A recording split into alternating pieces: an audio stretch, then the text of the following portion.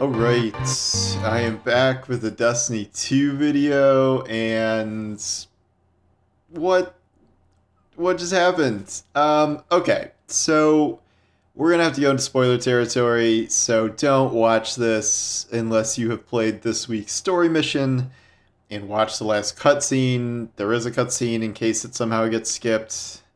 Don't skip it. Okay, you've been warned. I don't know how else to warn you. I'm gonna keep my thumbnail and title as spoiler free as I can. I do know this leaked beforehand, but like, I don't know. Even for the people that leaked, I don't think it was expected to happen this soon. They just killed off Amanda Holliday, and even though this is a game where lots of people are dead and get resurrected and stuff, this was still pretty significant. And I don't really know how to feel about it. I don't really like it, and I don't really like the way it was executed. So, for starters, we get a new story mission this week that is not a Defiance battleground. It is just a mission in some really old areas of the EDZ, like back from like the Red War era, that we just don't go through for any reason anymore, and they're not part of any strikes. It's like the mining cabal mining tunnels. The mission is very short. It's made a tiny bit longer because they don't let you sparrow through the tunnel parts for whatever reason. They even have like a dialogue line about how that would like give your position away. So it's essentially like 3 rooms of enemies, and then there is a tormentor as a final boss fight, like a boss tormentor, but still, this is this is a 1600 power mission. There's no deltas. It's not very hard, as you can see, and this ends with a cutscene that has, so Mithrax is going to free the prisoners. Amanda Holliday is in the command control center, about to enter some sort of code to release the prisoners, and she like hacks through it by like putting wires together. Our guardian is about to enter the room, and then our guardian naturally disappears and is not in the cutscene, because of course. And then once Amanda has freed the prisoners and Mithrax escapes, the whole place blows up. We see a shot of fire consuming Amanda, and just in case you weren't 100% sure she was dead, there is a literal funeral after sequence with Crow and Marasov and Zavala. It is very, very striking to see the imagery of Zavala kneeling in front of a casket, given the tragic circumstances of Lance Reddick's passing. But in the game context, that is Amanda Holliday. And, well, of course, it is not impossible for her to be revived by a ghost and for the light to choose her, given that we just did that, in the past few years with Crow, where Crow died and then Crow was chosen to be resurrected with the light. It seems unlikely that would be a trick they would pull twice. That seems a little like cheating, and it would take away the weight of this a bit. Although I don't know how much weight there is to begin with here. Like, this felt a little... So, I mean, Amanda Holliday has been, like, a character with Destiny for an incredibly long time. But this whole season was all about, how there are non-light bearers and light bearers, and how it's so much of a risk for people like Devram and Amanda to be out in the field, shooting things when they don't have a ghost to resurrect them. And like in the context of this cutscene, I think we also got blown up, but since we're us, we can just be resurrected from our ghost.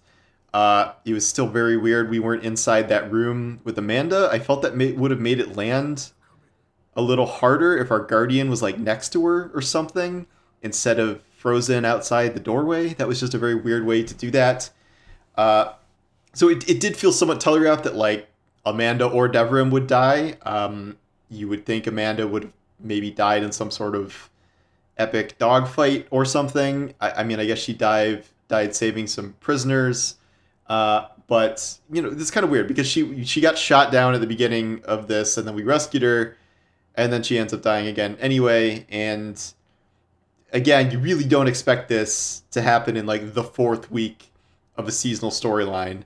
And and they were building some stuff up with like, oh, like will she forgive Crow? Like, what will be a romance with them? There was even like people saying that she was gonna have a romance with Mithrax, like. And then we got, last week alone, we got the Amanda Holiday cutscene of like her coming to the city, and then this week she is killed off. And like, I don't really love how this played out. It just doesn't really land right with me. It's a little hard to articulate, but like, I don't think this really hit as hard as it needed to. And like, to me, it's the second example of a game death not hitting as hard as it probably should. Like, we just had this in Lightfall with Rohan, where again, Rohan was like very telegraphed to be like, I'm almost up my 10-year lifespan. I'm this old grizzled mentor, like last day on the job. And like, of course he sacrificed himself and died. Though in that case, we really felt nothing because he was a character we had met like 30 minutes earlier, and that really did not mean anything. Even from the trailer, I thought Rohan was probably going to die, and that just didn't mean a whole lot. It was more impactful, that it's Amanda, and Amanda's this long-running character. I do know that Amanda and Keitel share the same voice actress, so she will still be in the game as Keitel, provided they're not going to kill Keitel now. But I don't know. This was just a very kind of odd decision where it's like, well, nothing is really, happening in the seasonal storyline. We just keep rescuing prisoners, so maybe, we'll kill off someone like Amanda Holiday, because this is a game where it's somewhat hard to kill off characters given all the stipulations with resurrection and things, but I guess, she drew the short straw here. I was kind of hoping that, we get more from Amanda, because they seem to be leaning harder into her character, into her relationships, and now we have this Crow revenge storyline where Crow wants revenge for Amanda's death, and we are obviously going to help him, but like, who are we getting revenge on in this context? Aramis very much warns us not to go into this very obvious trap, and we do anyway, and surprise, we all get blown up. Aramis saves Mithrax with some stasis walls. But like, who are we getting revenge on? Like, the Witness, who is controlling all of this, who is now through a portal. This had nothing to do with Xivu Arath. This was a Cabal Shadow Legion thing, and Callus is dead, so I don't really know who we're getting revenge on. I guess maybe it's Aramis, because she was present during this whole thing, and I guess didn't explicitly spell out there was a bomb here, and she's working for the bad guys, but like, I don't really even understand the revenge storyline to start with here. And like, I don't know, like, I guess they could do something interesting with Crow dealing with, his rising rage as Uldren, and like having to, stomach that and stuff. But it just, I don't know. It's a very odd story decision for me, finishing up a previous year where I think most of the story stuff landed pretty well.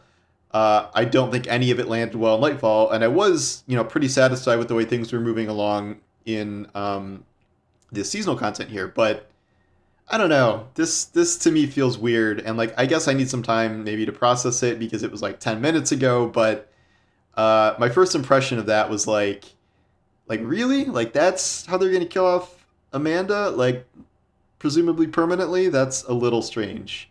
But then if they do some sort of Lightbearer resurrection thing, and now she's a, what would she even be? Maybe a Titan? I don't know what she would be if she was resurrected. I wouldn't like say no to that, but I just would be a little surprised if that is actually where this was going, based on that we already did that whole thing with Crow and him being a new Lightbearer and learning his powers and like all of that stuff. Like, it would just be a little odd to do that again with Amanda. Then again, it is also odd that they killed her in this fashion, so I don't really know what to make of that decision in full, other than I'm not the biggest fan. So let me know what you thought of that in the comments, and we can discuss some more. But yeah, not how I was expecting to start Reset, to be sure. So anyway, thanks for watching, and I will talk to you soon. Take care.